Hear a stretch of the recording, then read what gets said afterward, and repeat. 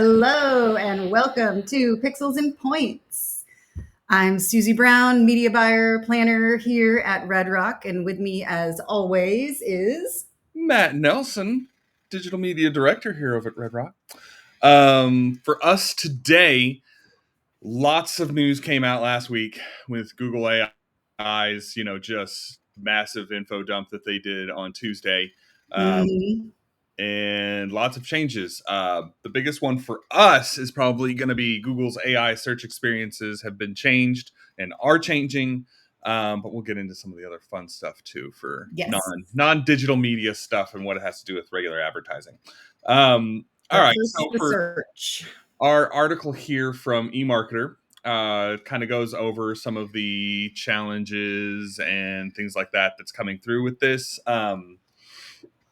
So just to give a quick recap, what's going on with search is Google's AI is going to be becoming more and more as an influence on their search. Like I've been seeing it whenever I search now, I almost always see that AI synopsis come up, and that's what they're Yep. pushing for, along with their Gemini app, which I did download. Just like I have not downloaded yet, but I'm about to.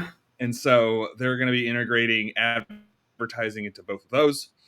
And what we've been seeing over the past 6 months as they implemented all this is that when people are searching, and he kind of goes into the article, but he doesn't really spell it out as easily as I'd like. When people are searching, they're not they're not doing as much of like intent searching. When people would usually search, they'd be just like what's out there, what's going on, that kind of like just general ideas of kinds of searching, Mhm. and trying to just get information about something. And that's where the AI really comes in and helps out with that. And what we see now is with our search results is that our quantity of clicks has decreased, but Mhm. quality of those Quality. clicks has gone up because now when people are actually going to click on the sponsored ad, they have more of an intent It's when they go over to. actually something they want, information that they want. It's not just like, say you had a house painter and say you were a house painter and you had your search campaign running. Some of your clicks would be people searching for like how much does it cost to paint a house. Hmm. And people, when they come to your site, you don't really have those prices because everybody's house is different. It's just Exactly. so what the AI is helping for, because it can bring all of that information together, is it can kind of give those people, a house that's about whatever. Well, what size is the house? Like this size house, it's going to cost around this much, was what usual house painters do, or it can be in a range of this. And so Hmm. when they go, okay, it's going to cost me this much to get my house, then they can actually go out and be just, where the nearby house painters, who's in my neighborhood, who's in my area.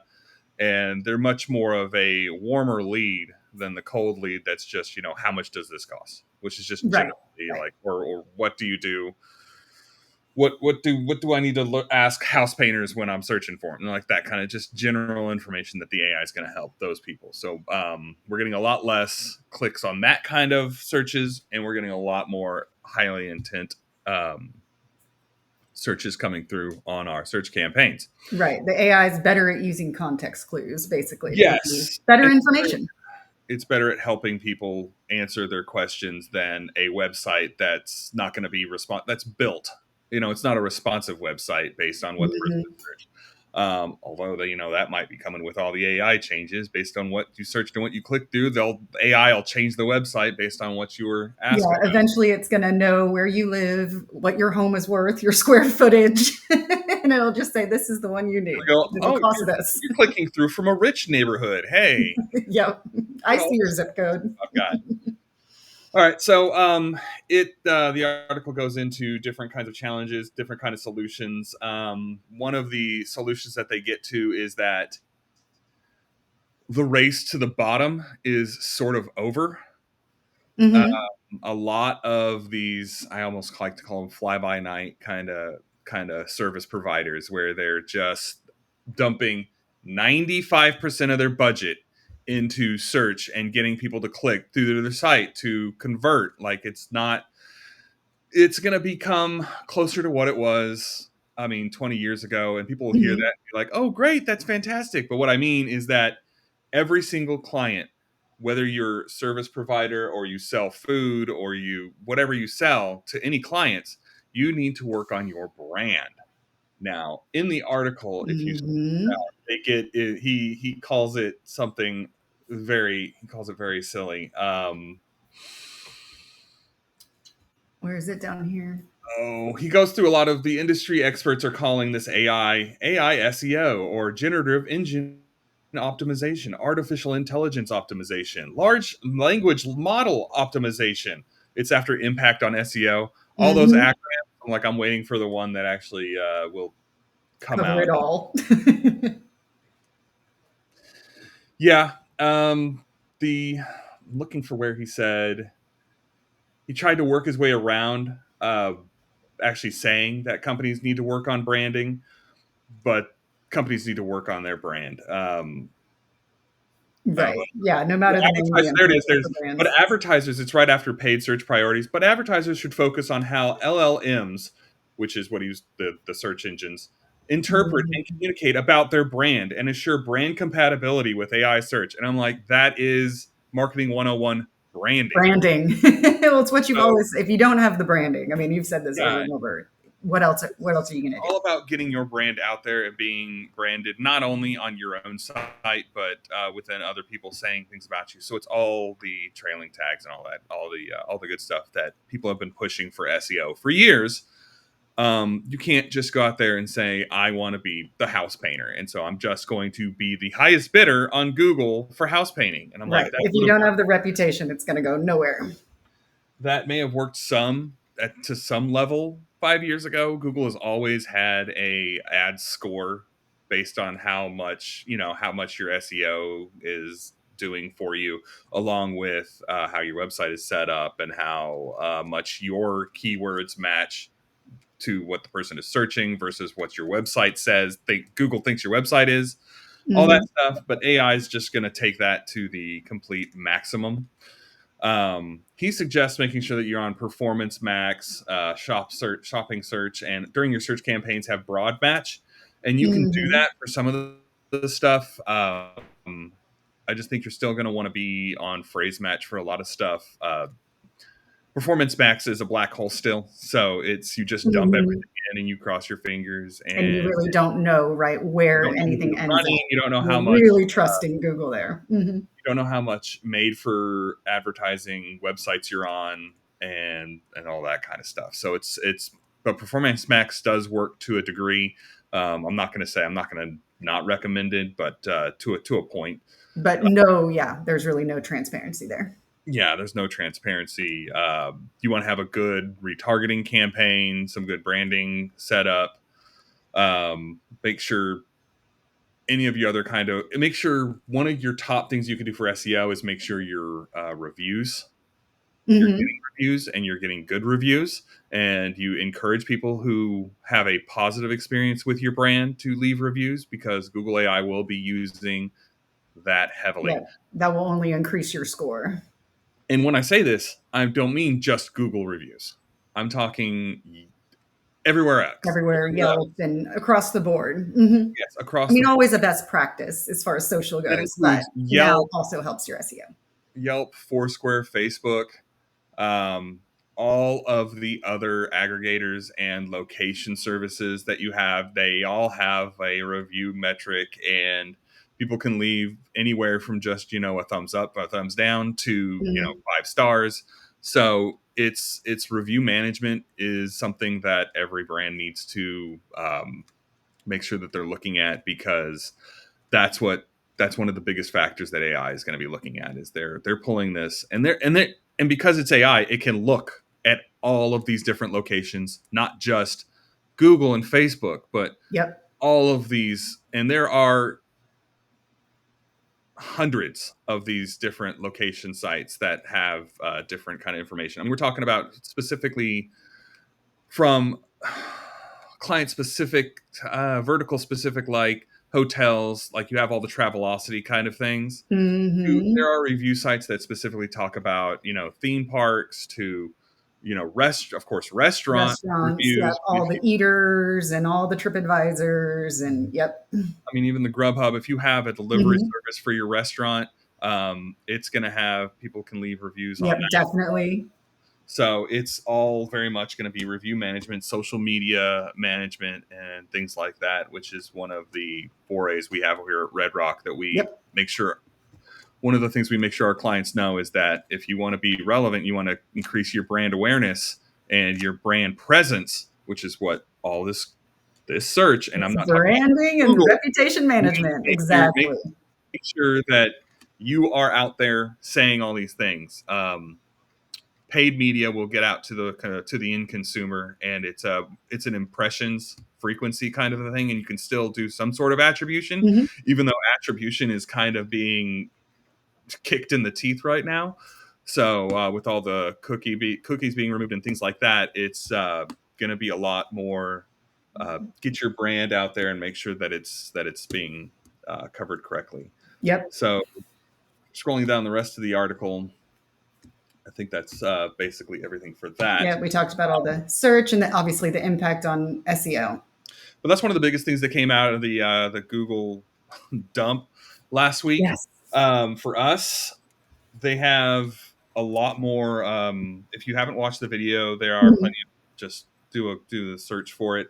One of the biggest things that came out last week that doesn't impact the our digital media department directly, but it impacts every ad agency is the Mhm. Google VO.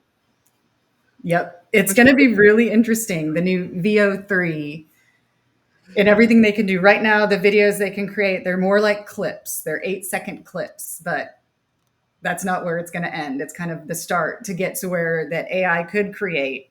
They can do, well, they were talking all about their native audio. So with that video clip, they can insert sound effects, conversation, kind of anything. So we're getting to where it's going to be a feature length film that you just give it a Basically, few prompts. in the advertising department, you make a storyboard, and you can have Mm-hmm. AI help you make a storyboard now. But everybody's going to become just AI and AI editors. I mean, just AI editors is what it's going to come down to. Um, Yep. so They're basically, what close to, yeah, 15-second spot. Boom, you know?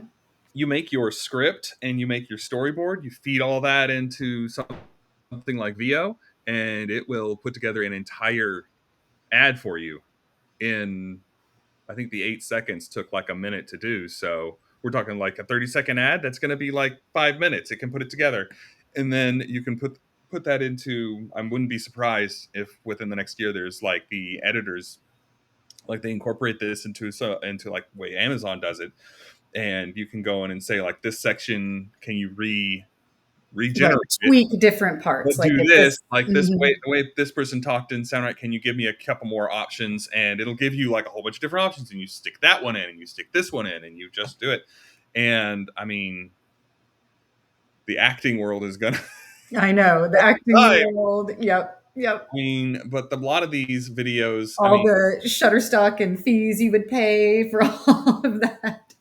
yeah, the all the Shutterstock, the B-roll stuff like that is not going to be there anymore, Yep. or it's going to have a really hard time. I do think that right now with the actors that are in the videos, some of them are, I guess, whoever wrote the prompts, they did very, very good. But I'm just not getting the emotion yet in it. It's not quite Hmm. there, but I You mean, can still tell it's AI, but when you look where we were 2 years ago, yes, so much better. So where is it going to be in 2 years? Yep. It's getting there. but yeah, we just need the creative departments are going to be they're going to have more tools and be able to become just a better, faster, and Yep. I think More it's going to be editing on the back end. You're still going to have that human touch. yeah, But it will be all everybody's going that to become a editing. director. Yeah. Everyone will be a creative director. Love it. Everybody be a director, video Hmm. director.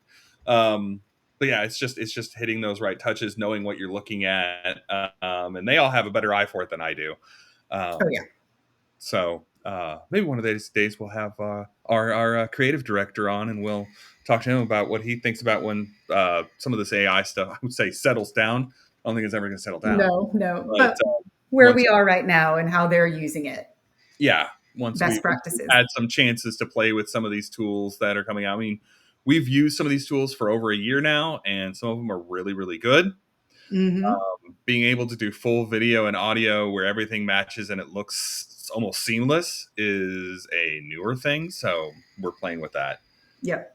One Yep. of the other new AI tools they were talking about, now I forget exactly what it's called, but it's in Gmail, where basically it will give you a prompt when you're drafting an email, rewrite it in your tone using words you always use, but it just organizes it better, will correct your grammar, will maybe give it a little more corporate speak. And I've actually been using this for a couple weeks when I saw it pop up in my email because it always rewrites it better than what I was trying to say in the first place.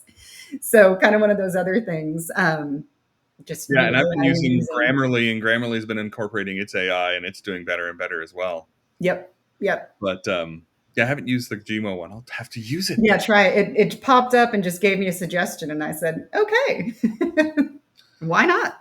Yeah, and it's being able to take notes during meetings is something that it released recently, not last week, but recently. Yeah, And that was another, all the audio and being able to translate in Google Meet was another one that I thought was really cool. I saw that, and that was really cool. I think it's you have to be a paid subscriber of some sort, so it's not like just on the free version. But Hmm. I'm like, they should totally put that as part of the free version if they want to dominate the market. If it was part of the free version, Absolutely. I was watching that on the video.